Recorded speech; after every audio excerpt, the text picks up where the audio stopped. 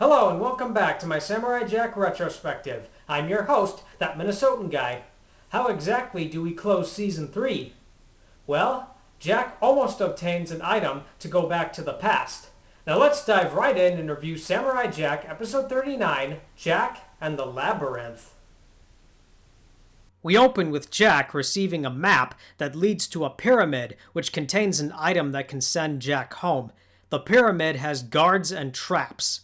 Once he arrives, drones are surveilling the area. However, Jack uses the shadows. After breaking the door controls, Jack makes a light. Alt, you are under arrest. Alt, you are under arrest. That voice sounded familiar. At an opposite entrance, someone cracks the code and takes out the droid.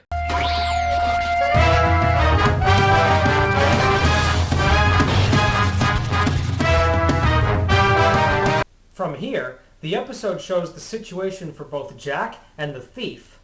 It's actually really cool to see how they manage their way through the various obstacles. With Jack, it's martial arts and traditional tools. With the thief, it's technology. Jack and the thief light their way and eventually discover a series of security lasers.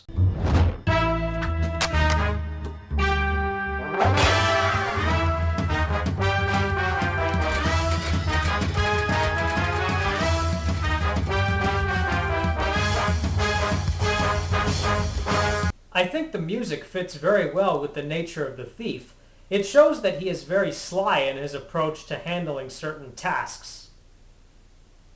Jack and the thief evade a collapsing floor. As they get closer, they hear each other's footsteps. Jack then reaches a room where constellation symbols are on the ceiling. He hears footsteps and quickly solves the puzzle.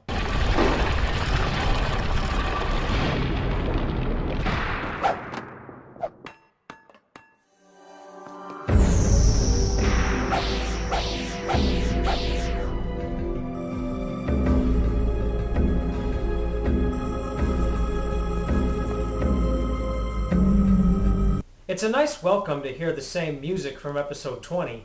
A sample of it was played in the beginning, but I really didn't need to tell you that because I've already gone into detail about how great that music was. Now, I need to discuss some things about the thief, but first, here are some clips of him. I wouldn't do that if I were you. You're liable to vaporize your hands. Who are you? Funny. I was gonna ask you the same. 4,000 years, and still, every wannabe super spy in black tights has to use that same old tired joke. Ooh, I'm a dark ninja. Sneaky, sneaky. Woo! You can't see me. Oh, a little respect for the J.O.B. Excuse me. He has a snarky personality, but it isn't really anything that would make him a bad character. In fact, this part of him makes him enjoyable. Unlike Jack, this guy is in it for the money, and as we all know, money leads to greed. Also, the thief is voiced by Reno Romano. Reno Romano is a talented voice actor who is mostly famous for voicing Randy Hernandez from Godzilla the series and Batman. Every time I see this episode, I can tell he is using a mixture of his Batman and Bruce Wayne voice. The thief uses a gadget to obtain the diamond, and Jack thanks him, but then they fight over who should have it. This isn't yours. Yes, it is. No, it's not. Yes, it is. No, it's not. Yes, it is. No, it's not. Yes, it is. No, it's not. Yes, it is. No, it's not. Yes, it is. No, it's not. Yes, it is. No, it's not. Yes, it is. No, it's not. I would have liked to have seen a scene where Jack and the thief discuss this rather than argue. I can only imagine how that would go down. An alarm is triggered, and the guards surround the two men.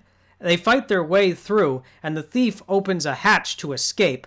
Jack follows, and the guards chase them to another door. Still running, the two men eventually find a janitor's closet in the halls. Strange, but somewhat funny. Jack takes the diamond, but the thief turns his briefcase into a cart and snatches it. The guards then find the two men and give chase again. Jack and the thief then come to the same constellation room and fight the guards. One of them leaks oil and a fire spreads rapidly. You better get out of there soon. I don't know how much air is left. Jack then uses a light to open the door.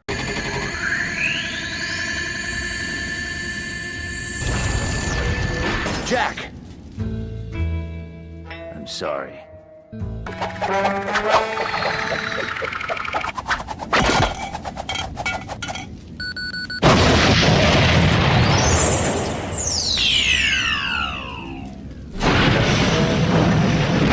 I know what you're thinking. That was not cool. But here's the thing about the thief. He has some morals.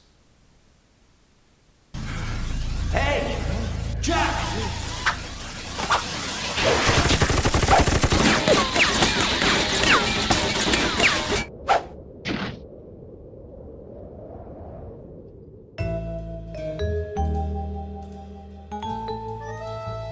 You're welcome. That's another thing about his character that I like. He has a code to follow. The fire rises and the diamond is dropped. Jack and the thief slide down to get it, but they manage to land in the sand with the diamond intact. It's well known that diamonds are the hardest substance on Earth, so you'd think that everything will turn out great for Jack. But then this happens.